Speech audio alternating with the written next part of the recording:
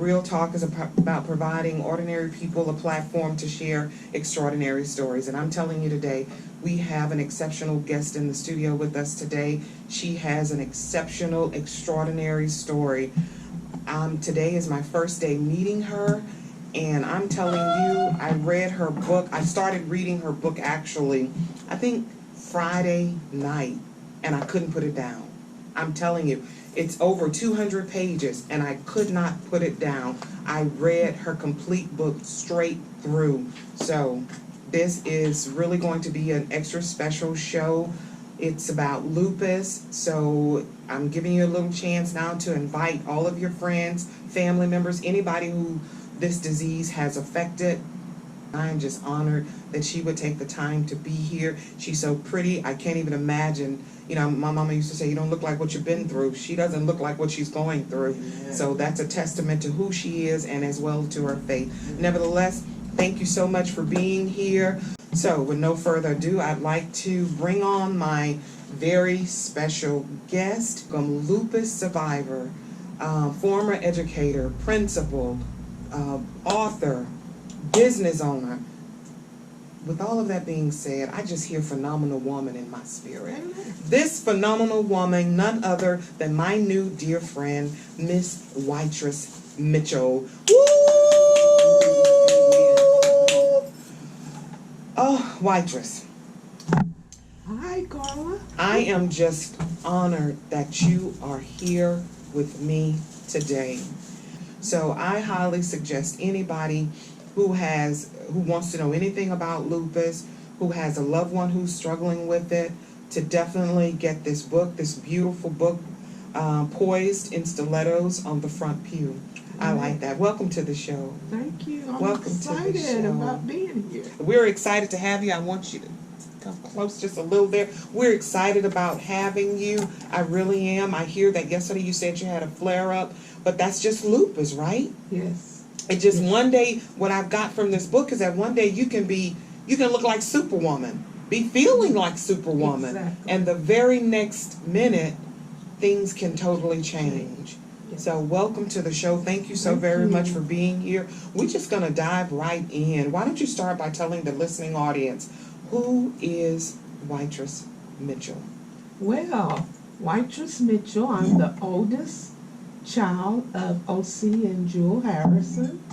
I am a mother of 3, grandmother of 7, former educator, 42 years experience in education. Wow.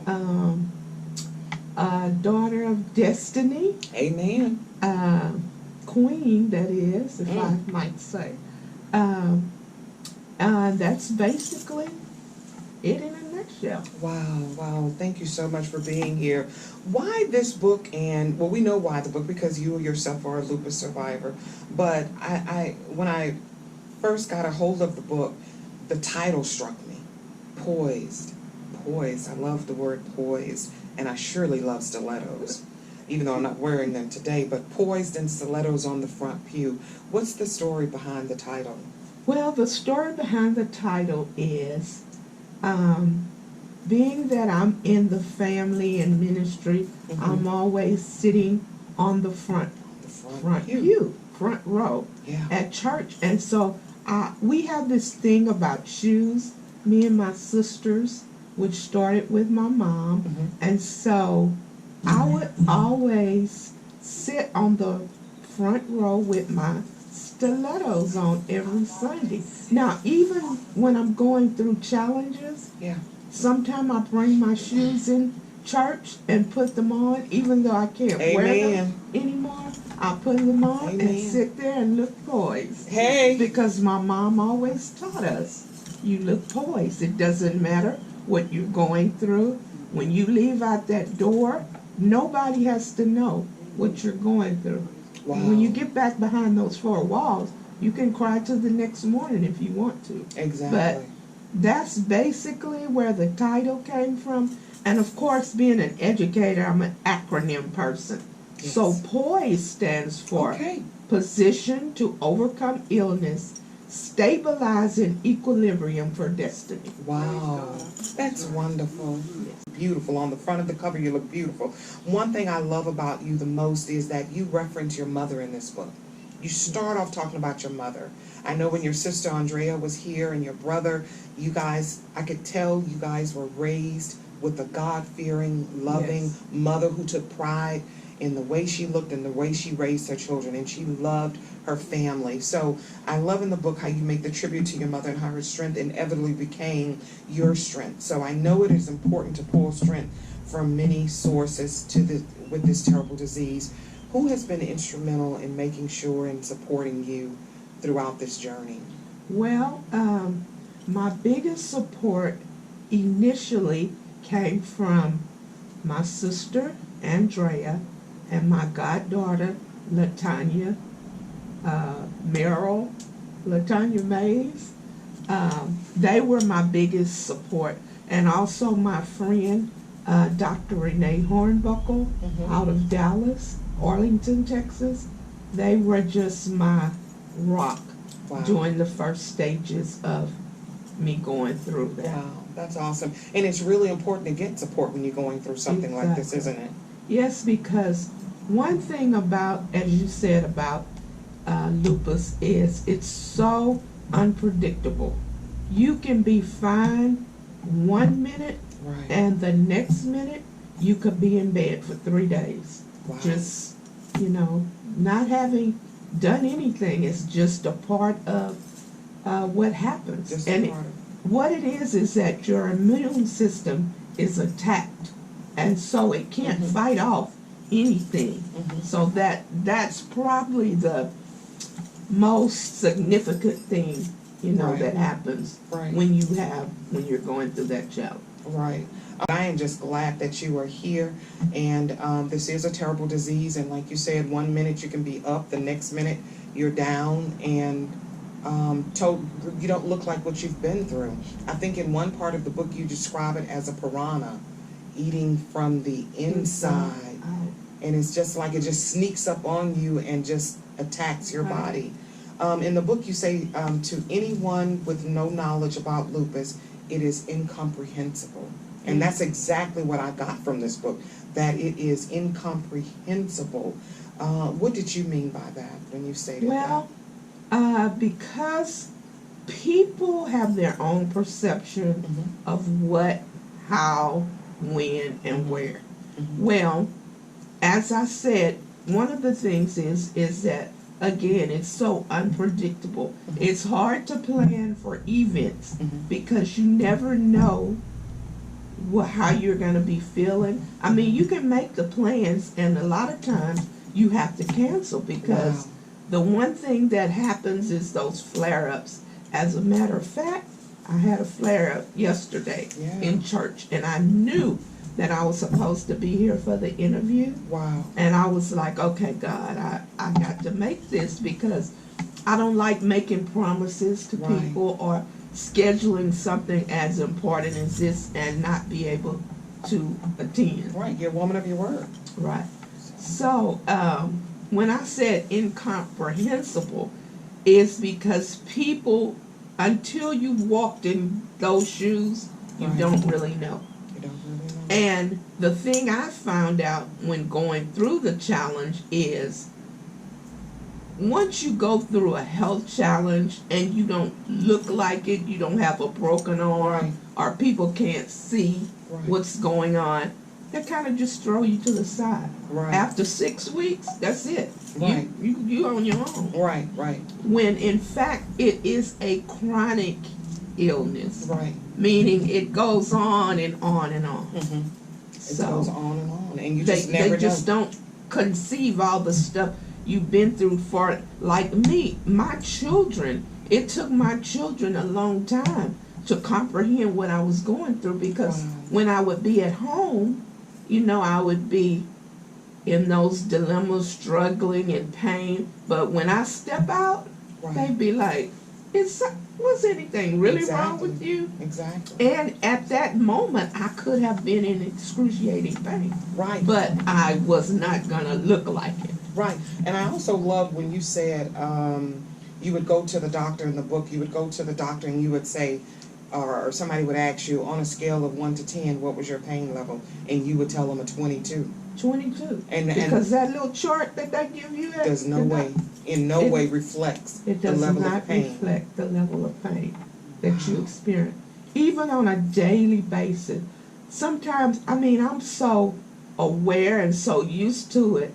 I may make a move or something and I'm not conscious that I'm in pain until somebody said, "Are you in pain? Why did you look like that? Or why did you frown?"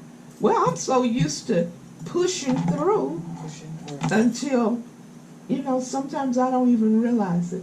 And I'm glad you mentioned pushing through, because I had talked to you about when were you diagnosed. In the book, it seemed like it really came on you later in life, maybe in your 60s or early 60s. Early 60s. So it sounds as if you had it possibly early on, but you pushed through. I pushed through. So talk about your diagnosis. Okay, when I was diagnosed, I actually was in the height of my principalship.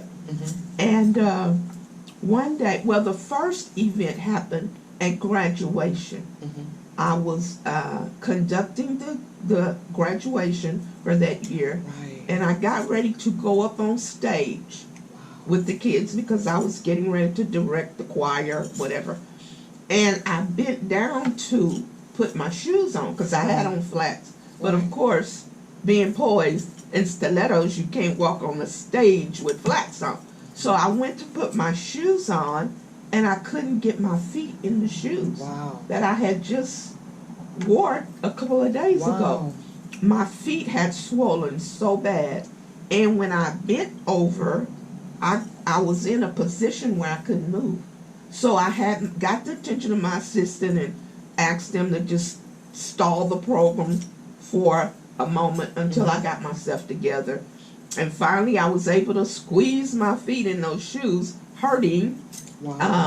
But that was the very first incident that I recall. Then there was an incident one day. I left work and I went to the mall to pick up a layaway. And on my way back, well, while I was in the mall, I felt this feeling of just faint, and I couldn't catch my breath. And so I called one of the teachers. So her room was right by where I would park. So I called her and I said, "Miss Robinson, open the door, let me in. I need to lay on your desk for a few minutes because I feel faint or whatever." And she was like, "Oh, no, ma'am, I'm calling your sister because my sister worked in the building across from me." And she said, "I'm calling your sister." I said, "No, I'll be all right." Well, turns out I wasn't all right. I started gasping for breath. I couldn't breathe. I was faint. And so my other sister drove up at the time all this was going on, and she said, "Call the ambulance." And I was like, "No, I'm not going to no hospital or anything," because that was like terrifying to me. And that's probably the first stages that I remember. Then when I went to the doctor, and she told me, you know, possibly what was going on, I just lost it because I had a little inkling about what was going on, but I didn't know all of it. And so she explained to me, I said, "Well, how can this be?" And she gave me this scenario about when they tell you to change your oil in your car, you keep driving on that oil, you keep driving. Don't ever change the oil. She said, "What happened?" I said, I have the faintest idea. I don't know about cars. She says, "Your motor blows up." And that's what has happened to you. You have been going and going and going like the Energizer Bunny for years and years, and your motor just blew up. Your motor just blew up. So you got that diagnosis, and that's when you were 61, 62. Somewhere in there. Had you heard anything about lupus prior to that? I mean, I've heard, because I'm an educator, you know, you do a little research here and there, but nothing in detail. Nothing in of detail. What I was going through or what happened. Right. Now the diagnosis is very hard to come up with, to come determine. up with, Right. because it mimics so many other things. Right. Like it mimics pneumonia, it mimics just a variety of things. Right. And after taking a series of blood work, then they find out what's wrong with you. Right. Right. I love that, because you know how we in church they say you covered by the blood can tell it all. I was amazed that when they took the blood test, what all that showed. Your blood is your lifeline. Your blood is your lifeline. Wow. And also in the book you had mentioned the importance of being vigilant when you know something is off with your body. Right. Because so many people think when they go to the doctor, doctors know it all. Right. No disrespect to doctors, but sometimes they get it wrong. Right. Sometimes they're off the mark. And how important was it for you to be consistent and persistent? To be very persistent. Well, I kept a diary. After I had that incident that happened to me at school, I kept a diary. Right. Well, not a diary. Well, yeah, a diary. A journal of what was going on. And I would, chronologue these different things that were happening, because I knew that my body was doing something different. And that's basically what I did. I just kind of, and I would share with my doctor. And it wasn't until I kept saying, this is what happened. But now let me tell you what happened. I was sitting in the office one day at school. Again, that swelling and knees swollen. And my doctor's children went to the school that I was principal of. And she came in the building and she said, Miss Mitchell, what's going on? And I said, I don't know. My feet are swelling. This has been going on. She said, and she looked at my eyes like the older people do. Now, she's not old, but she looked at my eyes. Because they say the eyes is a window to the soul. So she said, something is not right. She said, what time do you get off today? I said, actually, I get off early. I get off about 2. She said, be in my office at 2:30.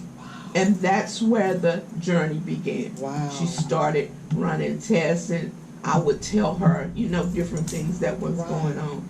And so that's basically how. So prior to her coming into you and seeing you in your office that day, had you gone to the doctor, or you were just kind of just a fluke, you're tired? I was such a stickler for. See, I was in education, and I never to this day understand why teachers take off work. Right. They have so many holidays. Right. We have Christmas, we have the summer. Right. I mean, if there's an emergency, I understand. Well, I wasn't missing school. Right. I worked at one school for 20 years and never missed a day. Wow. So I was very dedicated. I can't miss my school. And then at that particular time, it was leading up to graduation. Yeah. That was the highlight of the year, because I worked in elementary school. Yeah. And to have a production put on like I've had, it was like, I can't miss school. So you just kept pushing. I kept pushing it back, pushing it back. There were some pills at Walmart called naproxen. And I had a purse full. Wow. Now, I felt the pain. Right. But when I would take those naproxen, I could go for 12 hours. Right. And not feel the pain. Which led me to believe, like you said, you've had the disease. You had it before you were actually diagnosed with it, as so many people do. But because... I can go back about 13 years prior to this. Yeah. That something was going on. But there again, I just kept pushing, and I never stopped. Now, when you hear the diagnosis lupus, I can only imagine that for many people, stress and fear becomes their best friend. Right. Well, at first you kind of like, oh well, okay, what is that? Because I actually sat in the doctor's office that day, and she said, you're going home and you're going to rest. Wow. I said, okay, I'll be fine by Friday. Wow. So I went home and I rested, and that Monday I went back to work. But because I was out, I had to have a doctor's excuse to come back. Well, I didn't have the doctor's excuse because she wouldn't let me. But my family member worked in HR. So I went in, I was like, girl, I'm back at work. And she was like, okay, let me see what. And when she saw the report, she called all my sisters. And she said she needs to go back home immediately. Her background was nursing. So she knew how to read the report. So she knew. When I didn't even know what it was. Wow. So you're still thinking, even after getting the diagnosis of lupus, that I got this. Yeah. It's not gonna. And I think the strangest thing about lupus is that I think it affects people differently. It does. You have people who have it and rarely get flare-ups, and then you have those such as yourself and my niece who recently had to have a kidney transplant because of it. That's so it one affects. Of the biggies. But after when you fully understood what all this disease entail, or more of what this disease entail, how did you deal with the stress and fear of it all? Well, at first, I just, like I say, I kept going. I was like, okay, I'll be all right in a couple of weeks. Kept going. What happened one morning, I got up to go to work. And of course, I had to open the building during that time. And I would have to be there like 6-something in the morning. Because we also had a daycare part where the mothers would bring their babies. And I always wanted those babies to be taken care of. So I tried to get up and go to work. Carla, actually, I was moving in slow motion. Wow. It was like I couldn't put one foot in front of the other. And I have this thing about getting up in the morning, taking a shower to wake me up. Yeah. Well, that particular morning when I got in that shower and that steam came, I felt faint. I had to call the school. And of course, at that time, I didn't have an assistant. So I had to try to call one of the parents to tell the parents I'll be there shortly. When I got to school, the parents were waiting because I just couldn't move. And I made it to work. Now that's one thing about me. I don't care what the challenge is or what it's like I can always push through and make it to, like, for instance, here today. But I think that's because of my mom, as you said, she was just strong. I saw her go through health challenges, and then my faith. When you're focused on your faith, and of course, Dr. Bridget has this thing about you always win. She's the always win lady. So I knew that I was gonna win. I just kept pushing. And I firmly believe that having a positive mentality of positiveness and of faith and solid faith, it plays an intricate role in your healing process. Exactly. It plays an interesting role. Who did you tell first after getting the diagnosis? I pondered that question, and I'm not sure who I told first. But knowing how our family is set up, I probably told my sisters. Probably got on a 3-way or something and told them first. I mean, I really cannot remember who I told first, but how we're set up, that's generally what we do. Even though I'm the oldest, I always call that baby sister and that other sister for whatever is going on.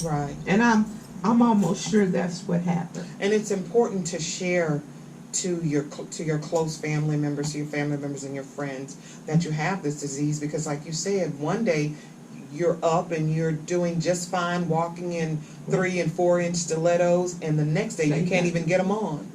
And I really can't even get your flats on, and that's really something I love in the book. I mean, there's so many things about this book that I truly do love. I think you painted a picture, I mean all of the pictures. One in particular on page 178,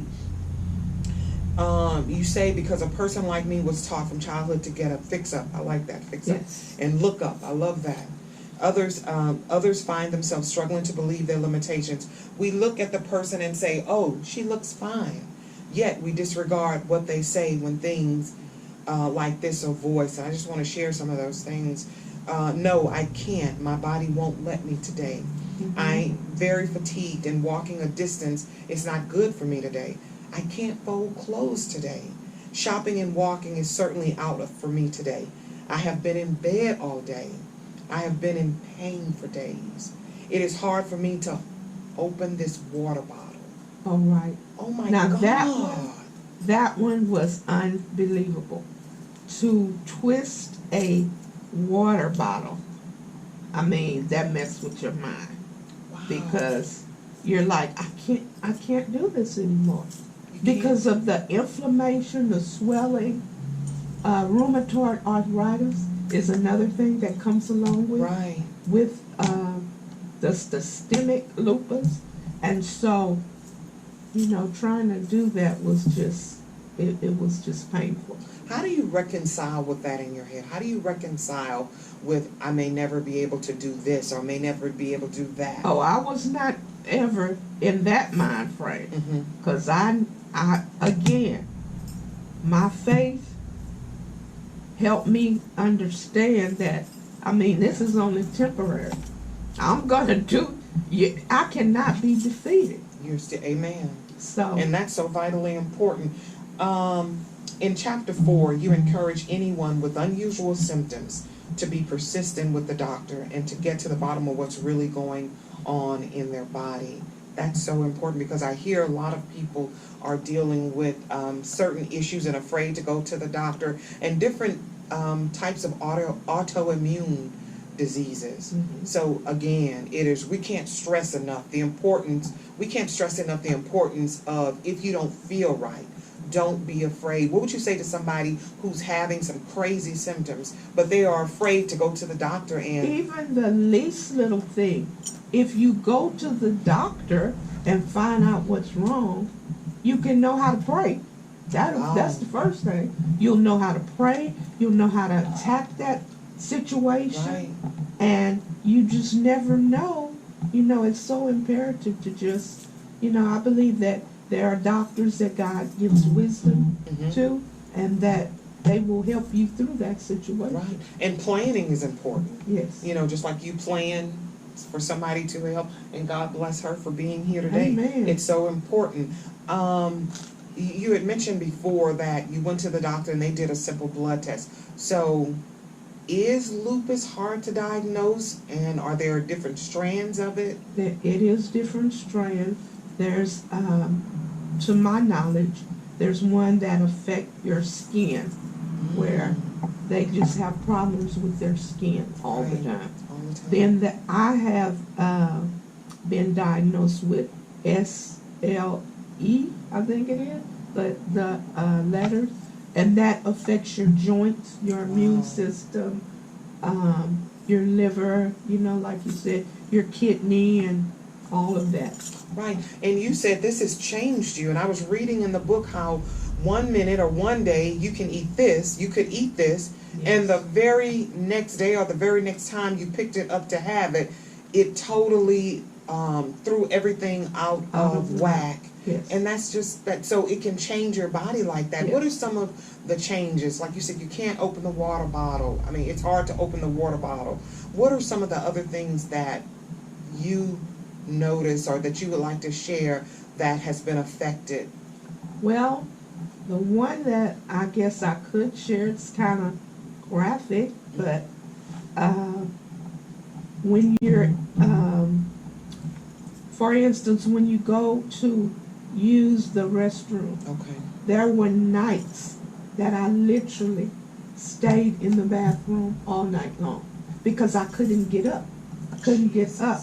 If the facilities usually have the lower toilets, and once you sit down and your legs and stuff cramp up, I broke more the toilet holders on the side, and my brother would be like, "I just fixed that last week. What happened?" Well, when I got ready to use the restroom, I had to use it to lift me up because I didn't have the bars, the handicap bar. So that was the only thing that I could use. But that one right there, to have to sleep in the restroom all night long because you can't get up until somebody comes and helps you get up. Right. I literally have slept on the toilet all night long. Wow, because you couldn't get up. Because I couldn't get up. You know, and that's why it's so important that, and I think somewhere in the book you had mentioned that you weren't a person who really liked to ask for help or get help, and that's myself included. A lot of people are going through some things. They're suffering in silence initially, essentially. They're suffering in silence. This is a disease that, and so many others, but this disease in particular, I would definitely, you know, encourage anybody. This is not one to suffer in silence with. It is utterly important to get support, to let your family members know. I know how important is it for people who have lupus, and to be verbal and vigilant about asking for support.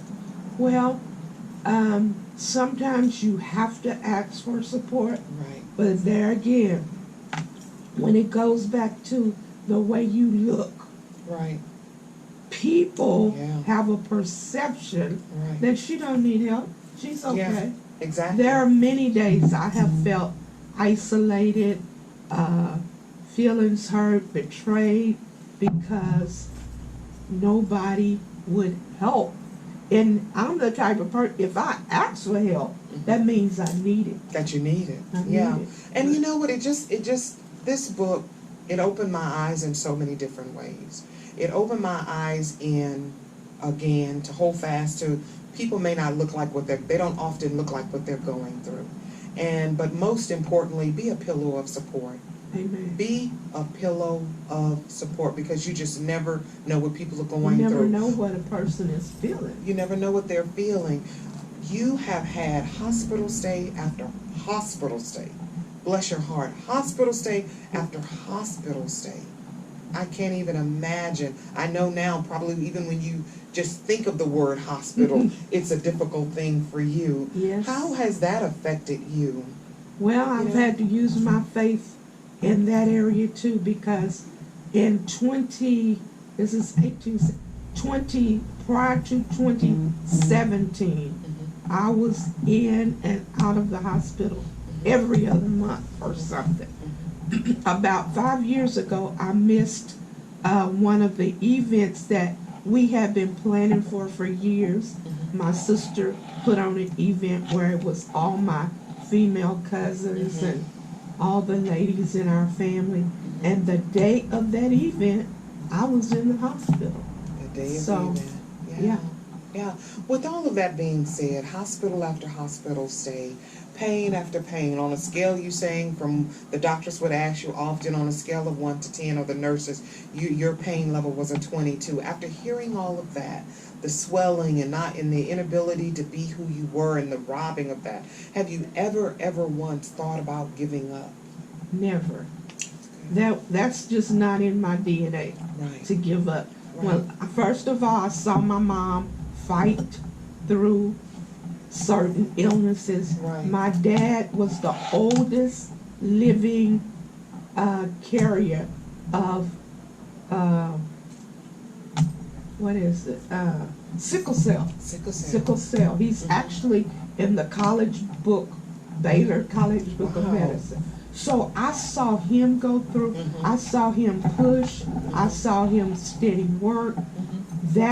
Those two things, and along with the word that I've been taught. Right. I remember one time my pastor said, if you can just hang your leg out the bed and wiggle your toes, that's a step towards your faith. You know, exactly. You're making an effort. That's wonderful. What would you say to somebody who doesn't have that type of faith and who's struggling with this disease, or any type of disease, but lupus in particular, because you yourself know firsthand what it feels like? What would you say to them today? I would say get into a Bible teaching, Bible believing church, first of all, so that you can have that word on the inside of you. I often wonder how people do it without that.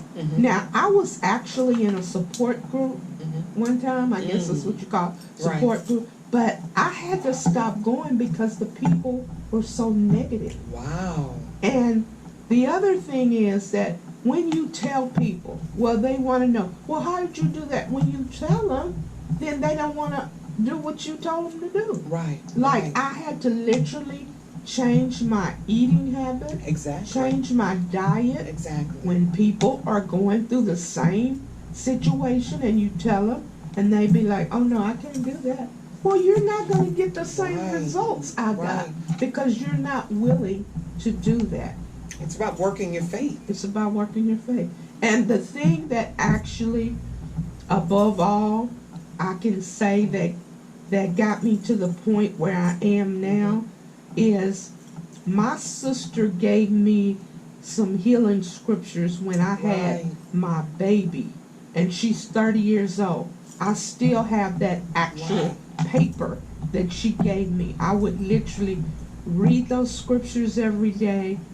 I would listen to Creflo Dollar's CD on a consistent basis. My niece, Portia Hilliard, has a song on her album called Jesus, Jesus, yes. Jesus. Yes. There's just something about that name. That song would literally play 24/7 in my house, where I would just saturate the atmosphere. Saturate the atmosphere. Suzette Caldwell, who I need to get in touch with. I've never talked to her or let her know, but she has a healing blanket. And literally, that healing blanket went everywhere with me. Right. There were days when I couldn't talk because it affects your voice box or whatever. You know, you never know what's going on. Well, I couldn't say the scriptures, but I had that blanket. Wow. And I would pull that blanket up on me and read. And that blanket, when I tell you, it went everywhere with me. Right. I would take the blanket to church. I would take the blanket everywhere. One time, I wasn't admitted to a hospital because I had the blanket. Wow. And they said, well, you know, that brings in germs, so we can't. I said, well, I won't be admitted because this blanket goes everywhere with me. Wow. Every trip I took, every event I went to, I had that healing blanket with me.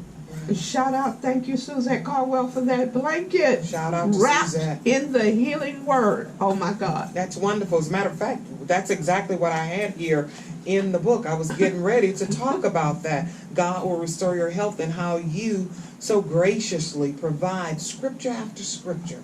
Healing scriptures after scriptures. And you know what? I just think when you're going through anything, particularly a disease such as yourself, it is vitally important to surround yourself with faithful people. Right.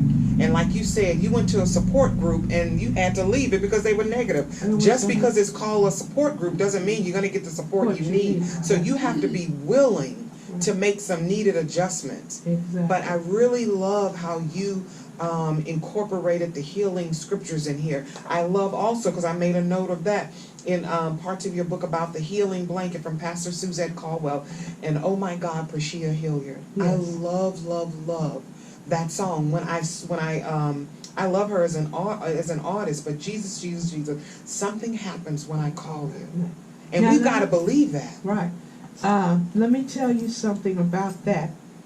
Like I said, it would play in my house 24/7. Yeah. Well, one day I left to go to the doctor. And of course the music is playing. Right. One of my children came over who has a key to the house and turned my music off. And when I walked in, I was like, what's going on? Yeah. So I called and she said, Mama, I cut that music out because that's running up the light bill. But you're not paying the light bill. Right. I'm paying it. And I sent an email out to all my children and told them, no matter when you come to my house, do not turn my music off. It played in I had a CD player in my bedroom. I had one in my living room. I had that song in my car. It played constantly because that's the song that got me through. Right. And this is such a this is just a difficult, debilitating disease. It is vitally important that the people who are struggling with this disease have everything they need. Yes. And if it meant playing Jesus is something, something happens when I call you, then you need to continue to play it. Exactly. If it means whatever you need to do, people, that's vitally important for them. So you have to set the atmosphere, a healing atmosphere, and that's exactly what you did. And so many people we're there to support you. Exactly. Support is so important because today it strikes you one way, in another day it strikes you differently. So talk about some of the ways, like today you may be dealing with this, tomorrow you may be dealing with this, or today you can drink, like I gave her a strawberry little thing to suck on, and she immediately took it out and said, "Is it strawberry?" And I said, "Yeah." She said, "I'm allergic to it." So how important is it that for us to know that things change, sometimes minute by minute or day by day? I've noticed going through this, things have changed. For instance, seafood. If it's shellfish, I can't eat it. But could you used to? Yes, I love shrimp, but I know that I can't eat that because I will be in the hospital. The strawberry thing just came a couple of, maybe last year or so. Wow. I was eating strawberries. I would make that strawberry shortcake. Mm-hmm. Went and found those little cakes at Walmart and make them. And one day I just broke out. And then my doctor said that's what it was. I had to go through a series of tests, but you just never know. Every year it seems like something changes. Something changes. Yeah. But you really have to be in tune with your body. Right. And you cannot be afraid or resistant to change. Right. Because and the thing I've noticed, going through, you learn certain symptoms. You learn, well, I did, I should say. Right. For instance, last Saturday, I felt something coming on, but it wasn't severe. So I kind of, I'll be all right. But I knew, I went to a function, an AKA function, and I felt something in my joints. Well, now here's the other thing. Usually the flare-ups, maybe sometimes they last 3 days, 5 days, but I can usually pinpoint. But this particular flare-up, I've been going through it since last Saturday. Not this past Saturday, but Saturday before that. And so I guess it has to run its course on, whatever is going on. Is there anything in particular that ignites it or triggers it? It can be food. You can, which I'm very guilty of, going too much. You get fatigued quick. And let me talk about that fatigue. Yeah. Fatigue, when you're dealing with this, is not something you can just lay down, take a nap, and it's over. Right. No, it shuts you down completely. Yes, and you're, walking or whatever. It's something you really can't explain. It's, the fatigue in your body, and that's a part of it. And that's a part of it. Yes. And as you're talking, I'm thinking to myself, oh my God, how do you know? Because, as we age, inevitably certain things, without the presence of a disease, certain things come just through the aging process. Right. So how do you know, or are you able to distinguish between, okay, this is just me getting older, as opposed to this is possibly the start of a full-on flare? Well, there's no way to tell. I know my age. I'm 67 years old. And you don't look it. And I never think about that. I'm always conscious of, okay, I did this, I'm going to have to be careful not to do that again. So I'm ever conscious of preventing flare-ups or, what could bring on me to be shut down for a few days. Right. So a change in weather can affect you. Oh, my God. Yes, rain. Rain is a big one. Rain is a big one. Right. Wow. Rain. And you know what? People, when I say that, they be like, go Google it. The barometric pressure affects our bodies. Our bodies. And our joints and everything. I mean, my mama used to say she could tell when a storm is coming or when rain is coming or something just by her body. So that's really important to be in tune with that. Wytress, what would you say to somebody who has just been recently diagnosed with this dreadful disease? Again, I would first of all tell them you need to be in a Bible-believing, Bible-teaching, word-based church so you can get the word, because you're gonna need the word. You're gonna need to know Isaiah 53:5, which says, He was wounded for our transgressions, He was bruised for our iniquity, but by His stripes we are healed. We are healed. I mean, it doesn't take a whole lot, because I probably quoted that scripture day in and day out. Right. And the other thing that was so phenomenal to me, may not mean nothing to anybody else, my sister would call me every day, and her words were, "Hello, healed woman of God." Wow. All right, she'd send me a text every day, Wow. and it said, "I'm in agreement, healed woman of God." Always quoted the word to me. Wow.